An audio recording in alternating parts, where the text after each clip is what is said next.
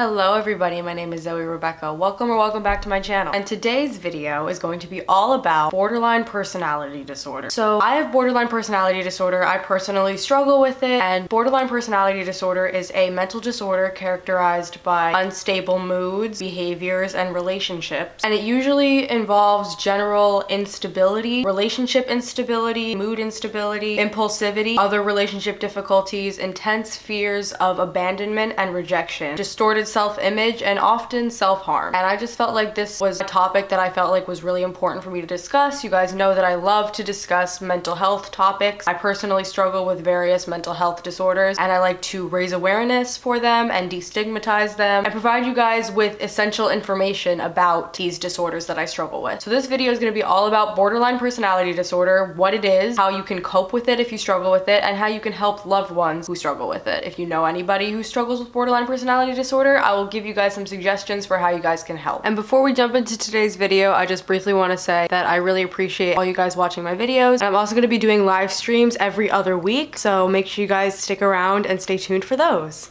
So I'm just going to start with my story a little bit. I was diagnosed with anxiety, depression, and an eating disorder when I was 12. I was also diagnosed with OCD, and I was diagnosed with borderline personality disorder when I was 16, which is generally pretty uncommon for people under the age of 18 to be diagnosed with borderline. It's just standard for people to be diagnosed with it when they're 18 plus. But even though the fact that I was 16, I was still exhibiting a lot of symptoms of it, and I had a test done and I was diagnosed with it. I've also been diagnosed for ADHD, which I don't have. It's like the one thing I don't have. My brother has ADHD. My parents really never got a break, so thank you parents for dealing with us. But I've struggled with different eating disorders since I was 12, and I first dealt with ARFID, which is avoidant restricted food intake disorder. I then dealt with orthorexia, and then that morphed into anorexia. So I've been dealing with anorexia since I was about 15. I was hospitalized for it a couple times, and eating disorders are a common comorbid disease that comes with borderline a lot of times. Other comorbid diseases that come with borderline also include ADHD and OCD. It's very common to have borderline as well as OCD, ADHD, anxiety, depression, or an eating disorder. And when I was diagnosed with borderline, my therapist was hesitant to diagnose me with it because of the 18 plus thing, but my symptoms pretty much perfectly aligned with the criteria for borderline. I still really struggle with a lot of my symptoms, as I always will. I've learned how to manage them a lot better, and just with maturity and growing up, being independent and being forced to learn how to deal with my shit on my own, it has really helped me just generally manage everything better. Just with time and learning and maturity just comes a naturally better ability to manage your shit. You know what I mean? Like when I was younger, it was just harder. Like inevitably it was going to be harder when I was younger because I didn't have all the resources I need. I still don't have all the resources I need. I probably never will have all the resources that would be helpful for me. But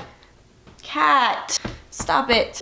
But as I get older and I get more mature and I just learn more about life, that's just generally a helpful thing. So just be patient. If you are young and you're dealing with a lot, and you know, you've heard the phrase "it gets better" so many times that it's just meaningless at this point. I've been there, I get it, but the truth is that even though life will always continue to be stressful and difficult, and there's always going to be challenges thrown at you, and life is always constantly changing, like that is just part of life, all of that stuff. But as you grow, as you learn, as you mature, it gets easier. It does get easier to manage everything. I've been at points when I was younger and even recently where I've been extremely hopeless about if things will get better, if things will progress, if I'll ever feel remotely normal. But I've had to accept that normalcy doesn't really exist, and I've had to let go of my perfectionistic mentalities. I've had to let go of a lot of just really strict things that I've been holding on to, and it's really difficult, but the most advantageous things in life are the most difficult. As I've mentioned before, and I will mention it again because it's a really important thing for me to remind myself of and for me to emphasize to you guys. Life isn't easy a lot. It's very difficult a lot, but the more difficult experiences you go through, the more you learn about life, and the easier life becomes to handle. People with borderline personality disorder can often have unstable moods, and they can be impulsive, and they can act recklessly. They often have a hard time managing their emotions. I'm speaking from experience, and just generally speaking, people with borderline generally have a hard time managing their emotions and and keeping themselves grounded, and it requires a lot of focus and it requires a lot of diligence to be able to ground ourselves. And if you have borderline personality disorder, you might have difficulties with daily tasks, basic hygiene, obligations, and life events. Like, it can just be difficult to partake in regular daily activities. I often find it difficult to intrinsically motivate myself to take care of myself. I've mentioned this before, but it's a very common thing with people with borderline. I find it very difficult not to use external motivators to motivate me to take care of myself and to do things for myself. I don't have a lot of intrinsic internal motivation, and that is something that I've been working on my entire life, and it's still something that I need to work on. Oh, I totally forgot to mention that this was a cup of Zoe.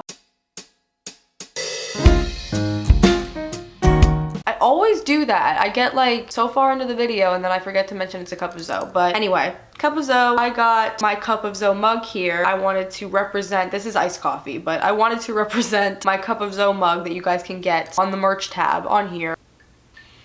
Yeah, plug in the merch. Anyway, I find it difficult to not rely on external motivators to just motivate me to do daily things. And like I said, this is something that I've been working on my whole life, and it's something that I've still been struggling with, but it is something that's really important for me to work on, and it is something that I have progressed with, and it's something that I'll just need to continue to work on for a while. And it's something that is probably always going to be, not always, but for a while, it's going to be a struggle to motivate myself intrinsically, but it's definitely something that I hone in on, and it's really important for me to do that. And external motivators can be very helpful sometimes. They, you know, provide you with that external motivation, and that is just an important aspect of being able to manage my shit. But constant dependence isn't healthy, so it's important to find that balance. Maintaining jobs and relationships are another area of trouble for people with borderline oftentimes. I, for a while, was struggling to keep a job. It's just because I was quitting a lot of jobs when I first started working when I was like 15. I worked at a grocery store for a year, so that was like a while for me. And then I worked at a bunch of different stores for like a couple months each, and I didn't like any of them. And it was really hard for me to just maintain a job. I wasn't being fired, I was just quitting a lot. I've been at Target since May of 2023, so it's been a little bit since I've been at Target. So I've definitely gotten a lot better in the area of keeping jobs, but it is definitely an area of trouble for a lot of people with borderline. And relationships, that is like one of the major components that people with borderline struggle with. Relationships can be tricky, and I personally struggle to make friends and to keep friends. I have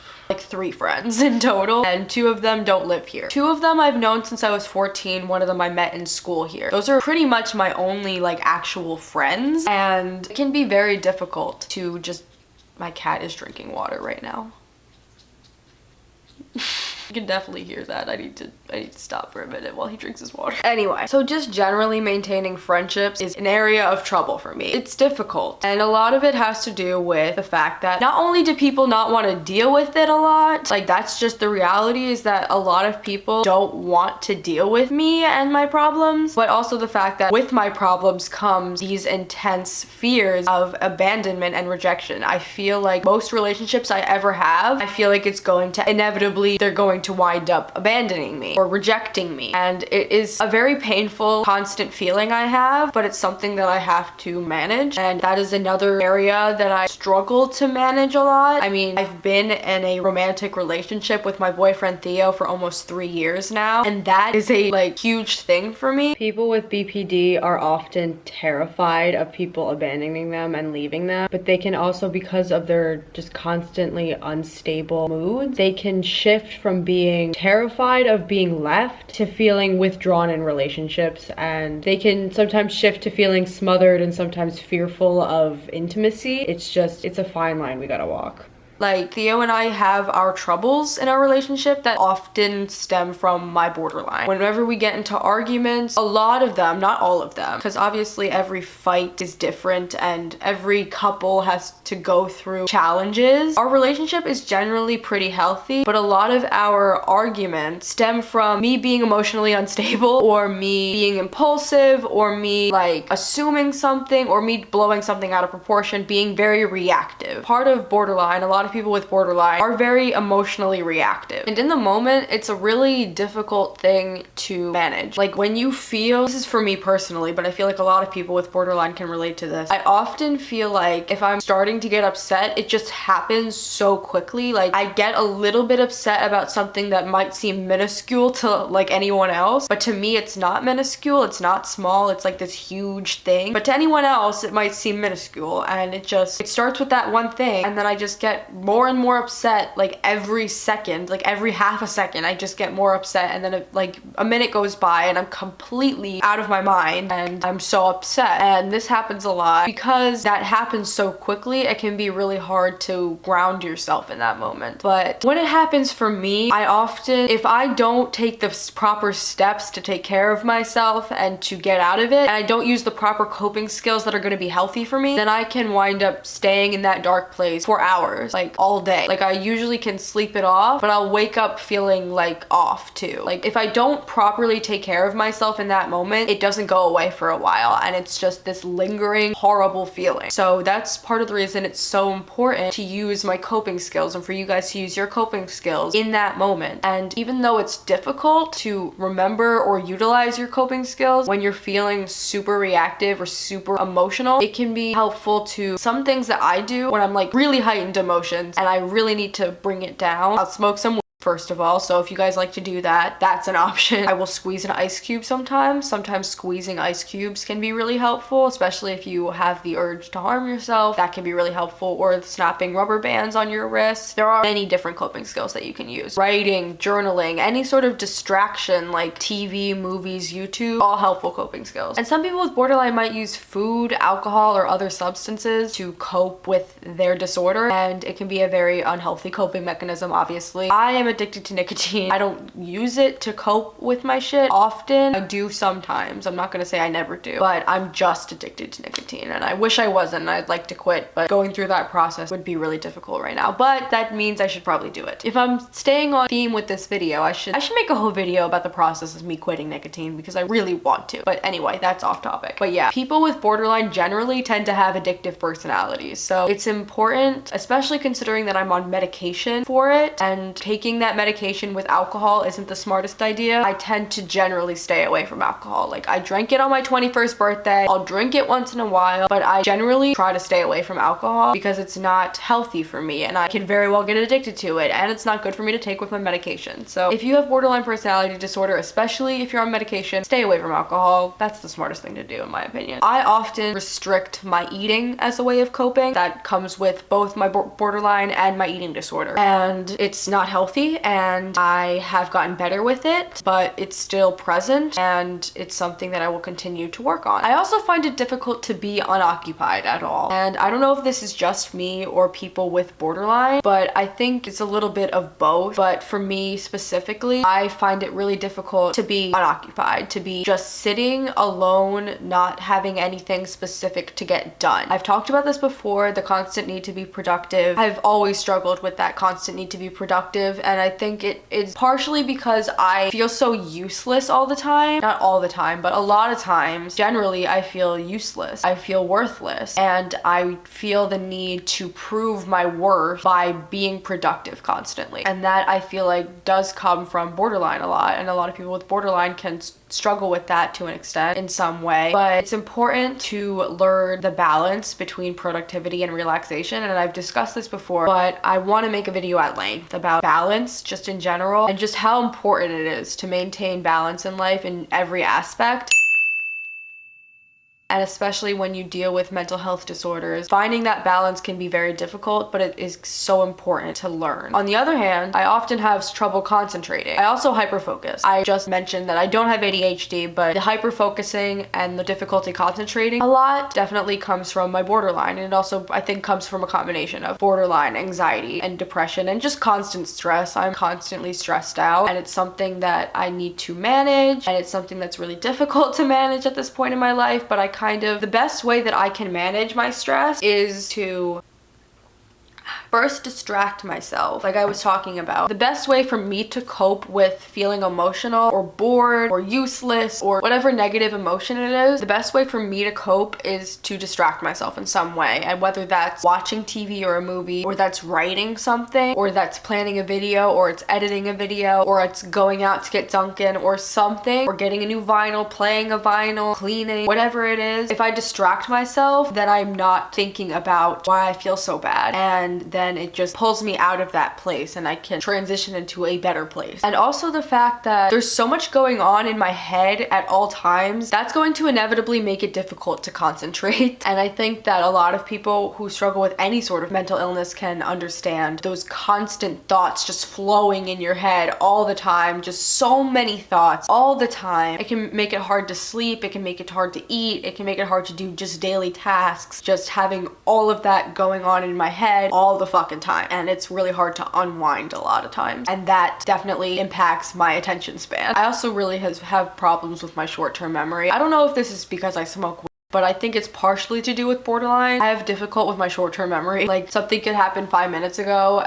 Theo could have said something 5 minutes ago and I just totally forgot what he said. But I don't know, it's a random thing I wanted to add. And learning new ways to cope provides possible benefits. These techniques may build your confidence in your ability to handle these situations when they come up. They can improve your ability to function well in difficult situations continuously. They can reduce the amount of emotional distress that you're experiencing, and they can reduce the likeliness that you will do something harmful as a result of these stressful or difficult situations. They can reduce the likeliness that you're gonna engage in harmful behaviors toward your relationships, such as physical aggression or insulting when you're upset. And ultimately, they can reduce your overall experience with emotion dysregulation. So some ways of coping with and managing borderline personality disorder that I found to be effective. First and foremost, medication and therapy. Those are the main treatments for borderline personality disorder, specifically dialectical behavioral therapy, or DBT. That's a specific type of therapy that a lot of people with borderline are treated with because it's the most helpful for that. And the 4 components of DBT include mindfulness, interpersonal effectiveness, emotion regulation, and distress tolerance. And as well as medication. If you find medication to be helpful, then I recommend it. And obviously get it prescribed from a psychiatrist or a doctor. I take medication. I have no shame in discussing the fact that I take medication because I have this serious mental illness and it helps with it. If I don't take my medication, I am off the walls, crazy, unstable, and in pain, in serious emotional pain if I don't take my medication. Psychiatry and therapy are essential aspects of managing any sort of mental disorder, but especially for more severe disorders like borderline. Some smaller but really beneficial coping mechanisms that I highly recommend, and you can do on your own in a moment when you really need it, include exercising, playing an instrument like playing the guitar or the piano, or teaching yourself to do that, writing or journaling, writing poetry, taking a walk, like I was talking about, any sort of distracting, engaging activity. Writing and journaling are the most helpful for me personally because I am a writer and I love to write, but I think that writing and journaling can be helpful for pretty much anybody. Like I was talking about, I edit my videos, I clean, I play the guitar. All of those things can be really helpful because they're distracting, engaging activities. And I think that oftentimes watching YouTube videos, movies, TV shows can be really helpful because you're able to get lost in the story. You're able to escape from reality for a little bit in that story. Same thing with music. Songs are a great way to cope and distract yourself. What works obviously depends on each individual person, but it's important to keep trying everything until you find what works for you and practice those coping skills when you need to use them. And keep trying new things. Keep trying to discover new things that work for you. The ability to control impulsive behaviors is such a crucial aspect of emotion regulation. So another technique I want to talk about is to write it out. People with BPD often struggle to control their impulsivity. So sometimes writing it out can be helpful. Building your ability to tolerate distress and almost sustain an emotion and ease out of it as it passes can really help prevent that happening again in the future. It can help you learn how to manage it in the future when it comes up again. It can just generally prevent emotional outbursts from happening again. With practice, you can build your distress tolerance skills. And you know, practice makes perfect. perfect. Not perfect isn't real, but practice makes you get better with anything. Try to maintain the emotion and identify what you're feeling. And try to remember that your thoughts don't dictate your actions. You can set a timer on your phone for 10 minutes and just wait those 10 minutes and practice writing out the emotion. It's a helpful coping skill that I practice when I need to. So now we're at the part of the video where I'm going to be talking about how you can help other people. If you know somebody with borderline personality disorder, how you can help them in their management of it. Obviously, this whole video can be helpful for, you know, just understanding what borderline is, and just having that understanding is just itself is helpful for people who struggle with it. But here are some specific things that you can do to help a loved one coming from somebody with it. Just generally, another